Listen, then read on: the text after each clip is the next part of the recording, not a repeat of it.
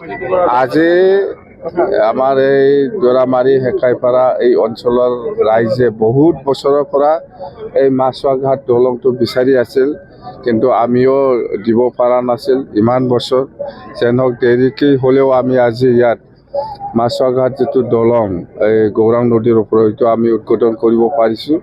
খুব ভাল লাগিছে আৰু অতি সোনকালে এই দলংটো 1 বছৰৰ ভিতৰতে শেষ কৰিব পাৰিব বুলি ইহঁতে কৈছে। যেনক 1 বছৰ বেছি লাগিলেও একো প্ৰব্লেম নাই, 1.5 বছৰেই লাগক। মুঠতে এইটো দলংটো যে আমি বনাব পাৰিছোঁ এতিয়া, মই খুব ভাল লাগিছে।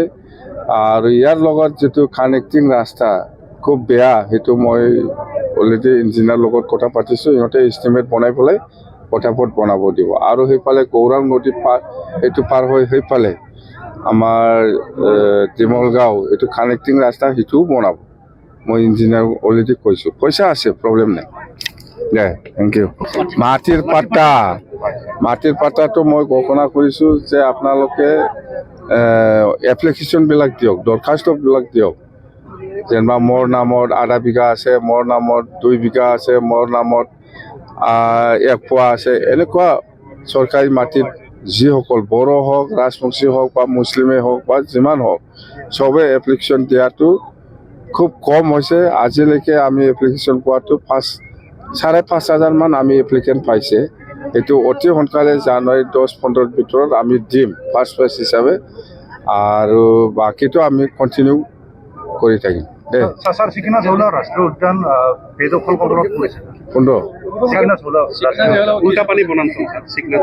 এইটোতো ৰাজনীতিৰ ষড়যন্ত্ৰ আছে, আমি জানো মানে বেআইনীভাৱে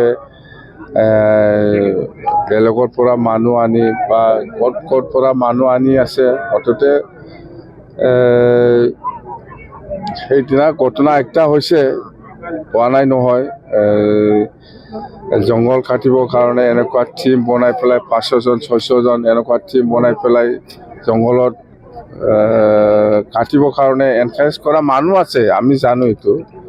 অৰ্থাৎ ইয়াত ৰাজনীতি ষড়যন্ত্ৰ আছে। ইয়াৰ মতলবটো হ'ল PTCত গণ্ডগোল কৰিব লাগে, গণ্ডগোল কৰি পেলাই মানে মুঠতে গণ্ডগোল কৰি পেলাই আমাৰ উন্নতিটো বন্ধ কৰা, বাছ কথা এইটো।